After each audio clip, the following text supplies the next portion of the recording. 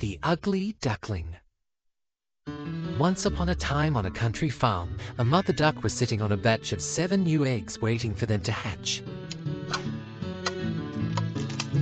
Soon out popped 6 ducklings, little fluffy balls of yellow down on top of tiny webbed feet. The mother duck was delighted and thought her new ducklings were the most beautiful creatures in all creation. But she was also worried. The 7th egg, the biggest egg of all, had still not hatched. She nudged it and poked it, but nothing stirred. Then finally, a beak broke through the shell. The other ducklings gathered around excitedly to watch, but their excitement soon turned to astonishment when out of the egg stumbled the strangest looking duckling they had ever seen. Instead of yellow feathers, it had gray, and as for its feet, they were hopelessly big and floppy. It truly was a very ugly duckling. The mother duck was alarmed. Was this really her baby?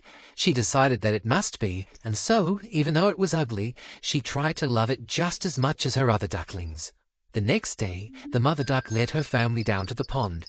One by one, the ducklings plopped into the water and began to swim. The ugly duckling swam too, thrilled with the pleasure of gliding across the water. On the shore, the other farm birds had gathered to inspect the new arrivals. They were more than a little surprised by what they saw. "Just have a look at that ugly duckling, would you?" From that moment on, everyone in the farmyard was mean to the little duckling because of his looks.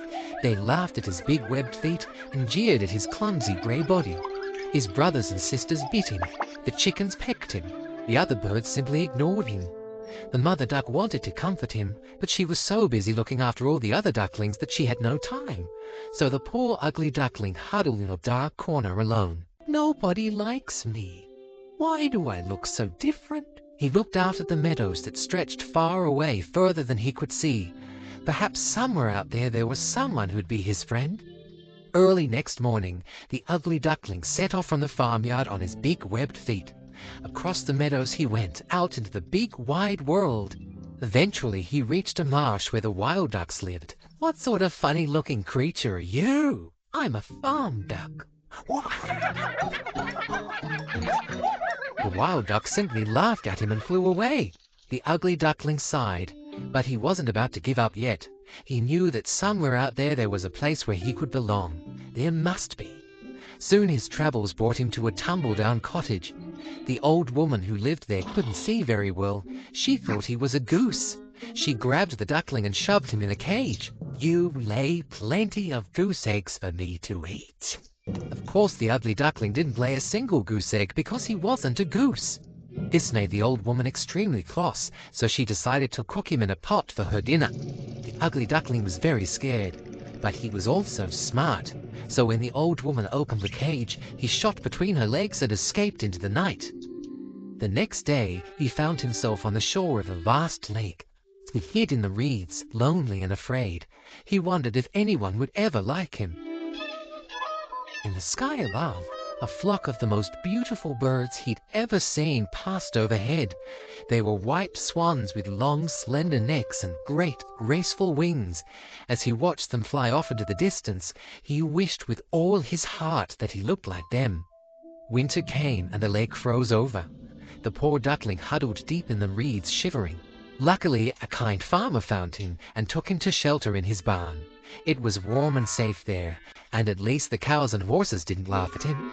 So when spring eventually returned, he headed towards the lake, hoping that this time he might find a friend. As he arrived at the water's edge, he heard a familiar sound. It was the flock of swans returning from their winter journey. The ugly duckling watched them in admiration. Then as he turned away, a miracle happened. On the surface of the water, he saw his own reflection. To his amazement, he was no longer an ugly duckling. He'd changed into a swan, a beautiful young swan. The other swans flew down to join him. They were delighted to find a new arrival and asked if he'd be their friend. The young bird was thrilled. Of course he would. He followed the others into the lake and proudly glided across the water. The young swan almost burst with happiness. At last he had found where he truly belonged.